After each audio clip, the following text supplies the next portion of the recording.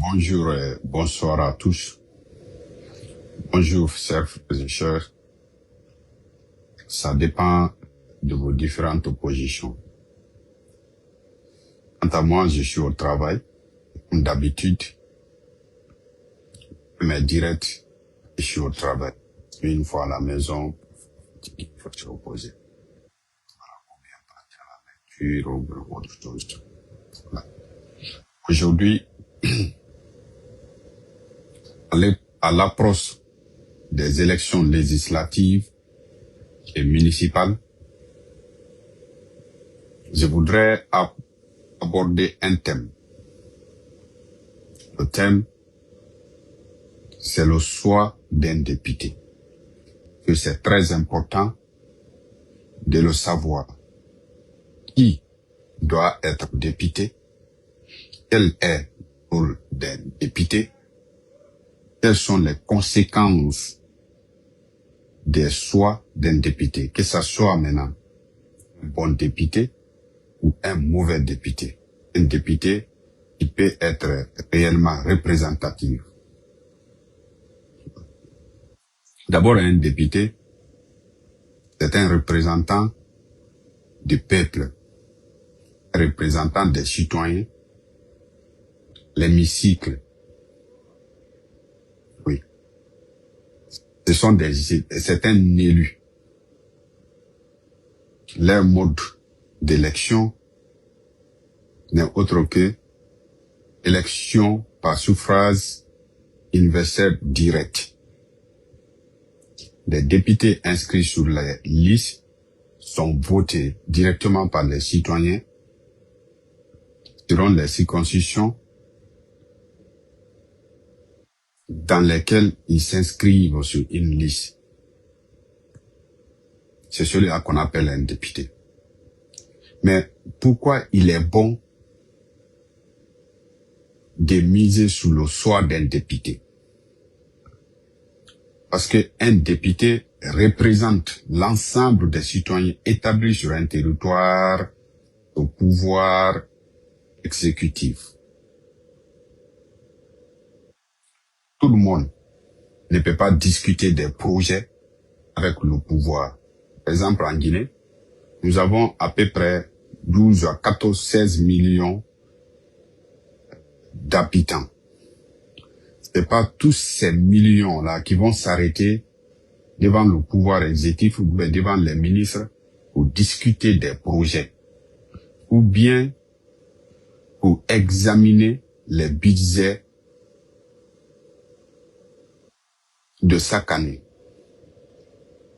C'est pourquoi le peuple ou les citoyens de l'ensemble des territoires de notre pays transfèrent leur pouvoir à quelques éléments ou bien à quelques citoyens, à un nombre limité de citoyens qui vont les représenter l'hémicycle.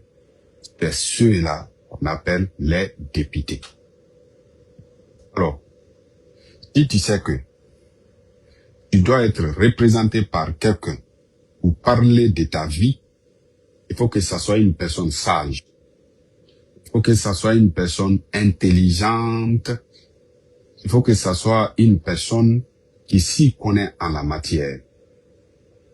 Sans quoi, tout ce qu'on vous enverra et tout seront de mauvaises choses.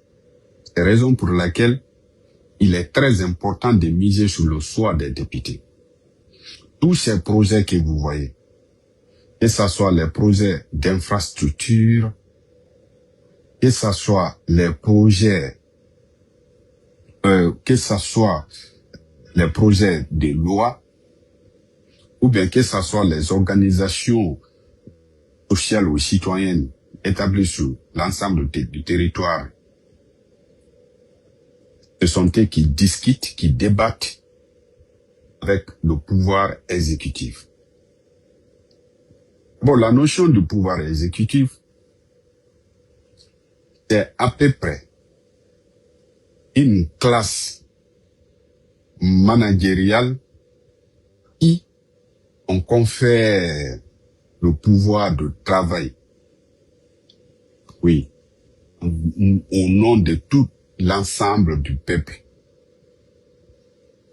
Ce qu'on appelle le pouvoir exécutif.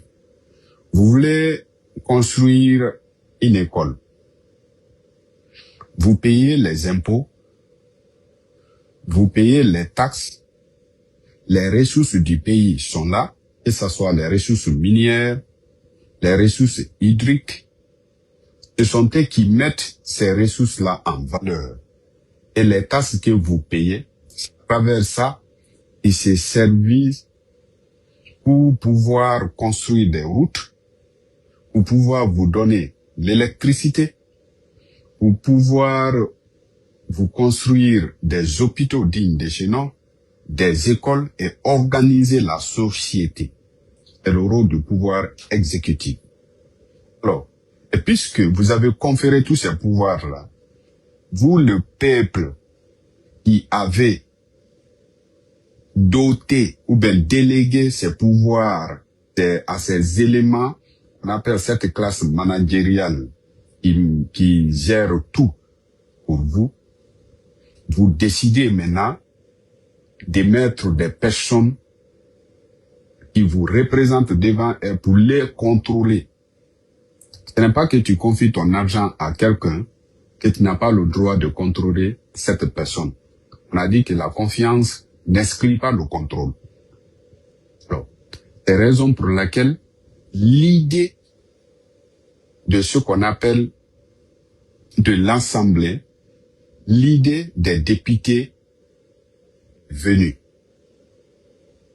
C'est venu pour que vous ayez des personnes auprès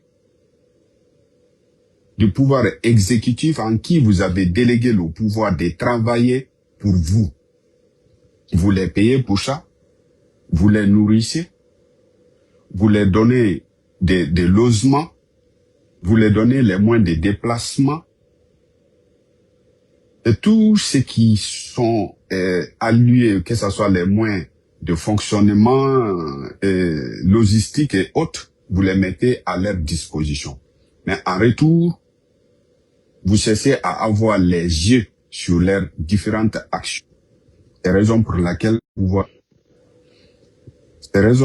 nous parlons de pouvoir exécutif ou bien de pouvoir législatif.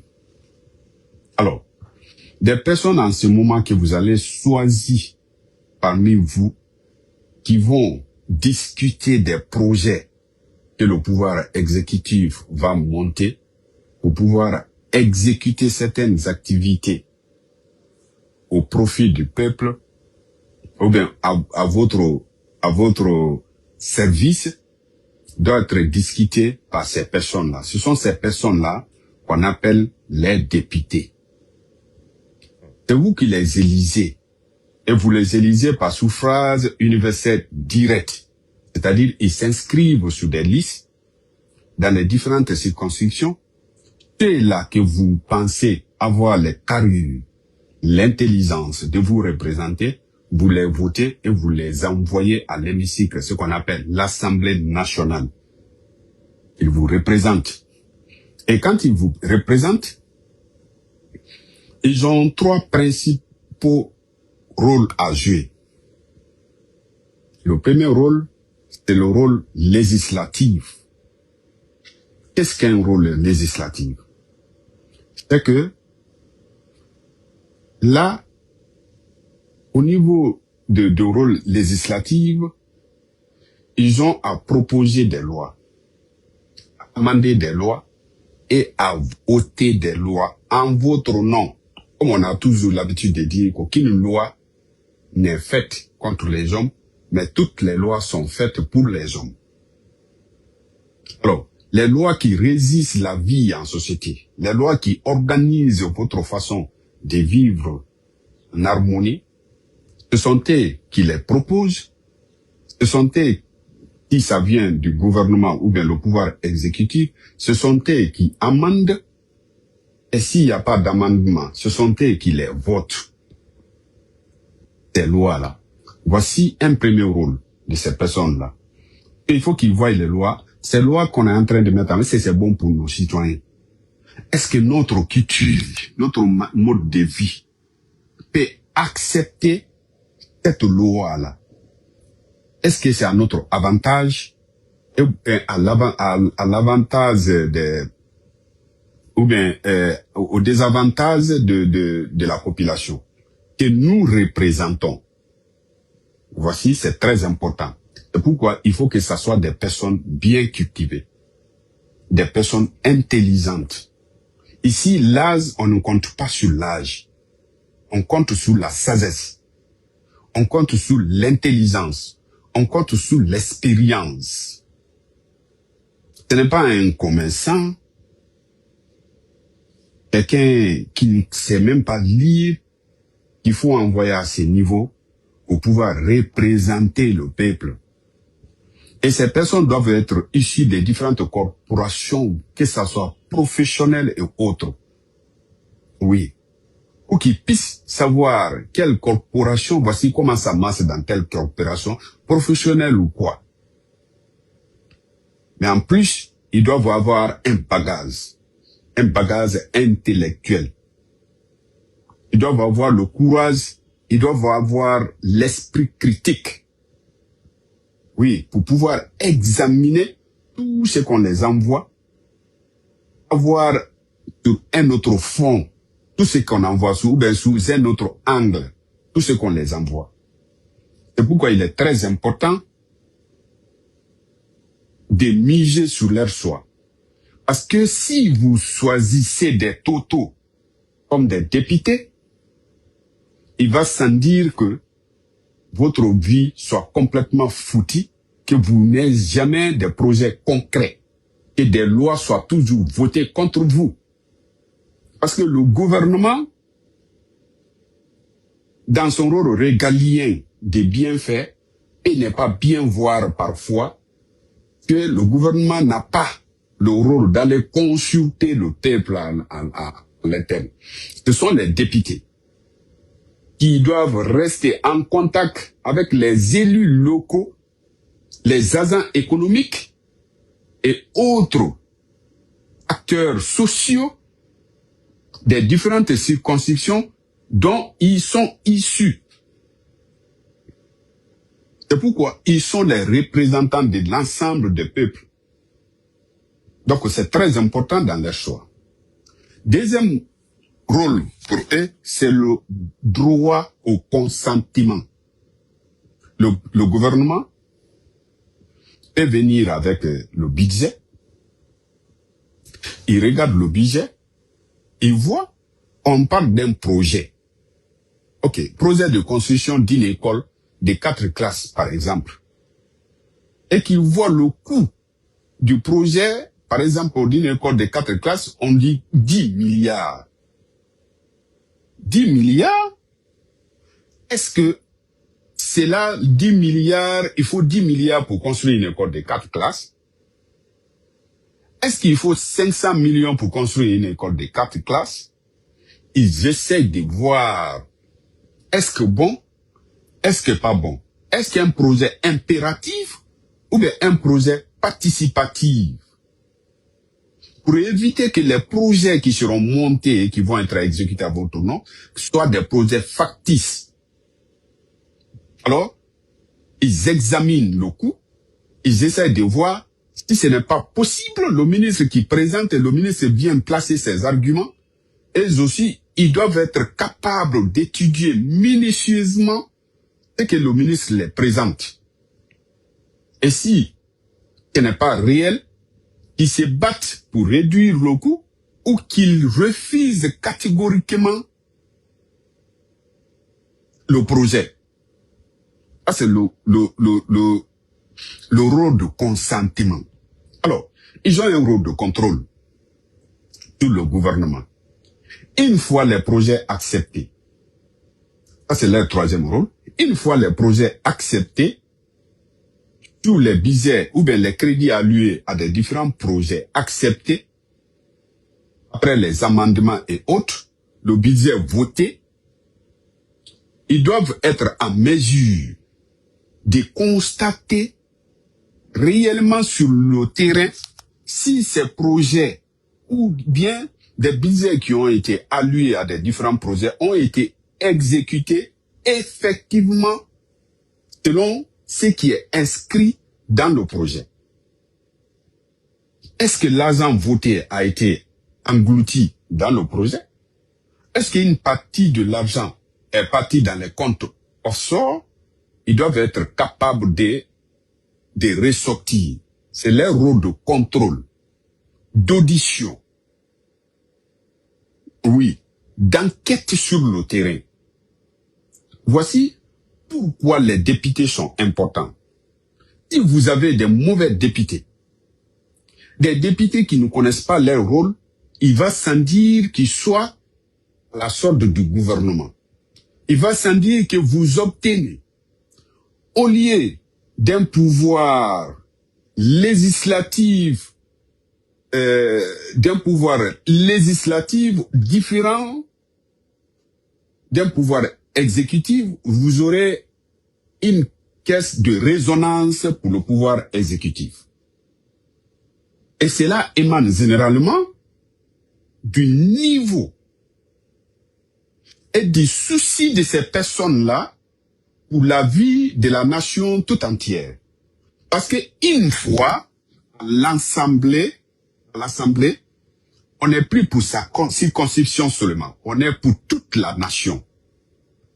Alors, est-ce que ce député que vous envoyez, lui, il parle seulement pour prendre des primes lorsqu'il s'agit de voter les lois? Est-ce qu'il parle seulement pour se faire le nom pour qu'on dise que c'est un député qui passe là? Est-ce que ton souci est qu'il n'y ait pas de corruption, qu'il y ait la transparence dans tout projet qui est exécuté au nom du peuple? Est-ce que c'est son projet? Voici des choses qu'il faut beaucoup examiner. C'est la raison pour laquelle n'acceptez jamais que des personnes fanfarons viennent s'arrêter devant vous pour dire qu'ils seront les députés de l'Assemblée nationale en votre nom. Essayez d'éviter le problème de népotisme.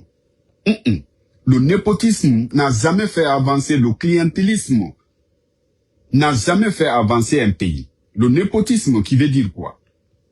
Qui veut dire que c'est mon cousin, par exemple, je fais en sorte qu'il ait le privilège d'être député à l'Assemblée. Alors que tu sais pertinemment que ce cousin que tu es en train de choisir, c'est un voyou.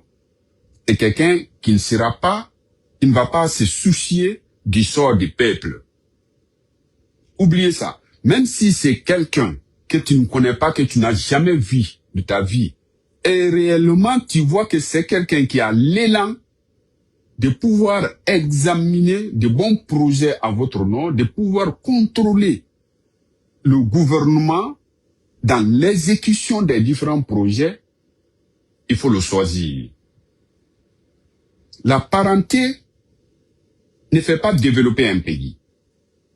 Ce qui fait développer un pays, c'est l'expérience, c'est le courage, c'est le patriotisme, c'est l'amour de voir les autres dans la même condition que soi-même. C'est ce qui fait développer un pays. Faites beaucoup attention. Plein de personnes vont se présenter à vous. D'autres, vous les connaissez. Certains vont essayer de se mettre derrière eux parce qu'ils sont capables de leur donner des miettes, les engager, les donner les prix de carburant de 50 000 et autres. 50 000 pour 5 ans de souffrance. Faites beaucoup attention. 50 000 pour 5 ans de souffrance. Faites beaucoup attention. Parce que c'est un investissement que vous allez faire. Investir votre pouvoir en quelqu'un. C'est un investissement que vous allez faire. Déléguer tout ce que vous pouvez réclamer d'un gouvernement à des personnes qui vont les réclamer à votre place. Alors que l'importance de tout investissement, c'est le renoncement à une consommation immédiate pour une grande consommation dans le futur. Si vous devez choisir, ce n'est pas à cause d'un 50 000 qui ne sera qu'une consommation immédiate pour vous, que vous allez choisir un toto dont les conséquences dans le futur sera que de désastre pour vous. Alors faites beaucoup attention. Choisissez des gens qui sont incapables aujourd'hui de vous donner même 100 francs guinéens, mais qui dans le futur pourraient vous aider à avoir des hôpitaux où vous pouvez recevoir des bons soins. Qui dans le futur pourraient se battre pour que vous ayez des routes ou bien des pistes rurales pour pouvoir faire sortir vos produits des brousses et les amener jusqu'à dans les zones urbaines. Qui, dans le futur, pourrait faire en sorte que vos enfants bénéficient de meilleure éducation pour préparer l'avenir du pays. Faites beaucoup attention. Sinon, si vous choisissez des personnes qui n'ont pas la compétence et vont faire le béni oui au pouvoir exécutif. C'est pourquoi depuis pas mal de temps, depuis des années, nous n'avons jamais assisté à une séparation complète des pouvoirs en Guinée. Alors que dans toutes les écoles où nous sommes passés, on nous a toujours dit qu'il y a 3 pouvoirs, 3 types de pouvoirs.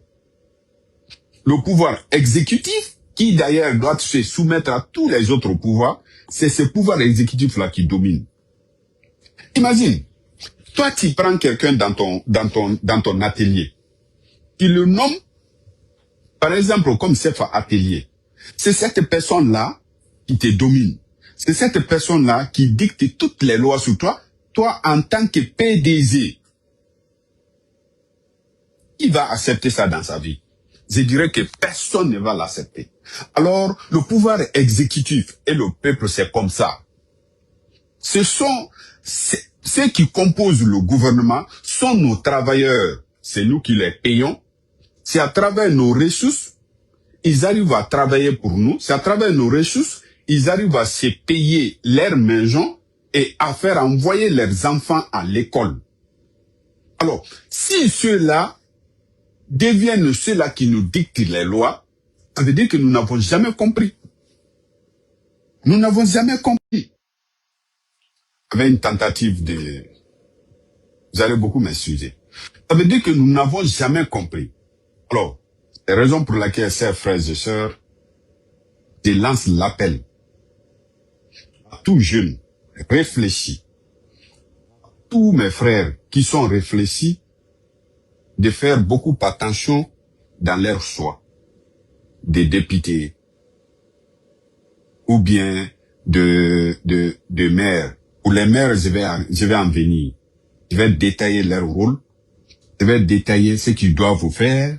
Je vais faire en sorte qu'ils comprennent les projets qui peuvent bénéficier dans leur localité et comment ils peuvent agrandir vraiment leurs recettes afin de faire face à plein de projets, à atteindre les objectifs.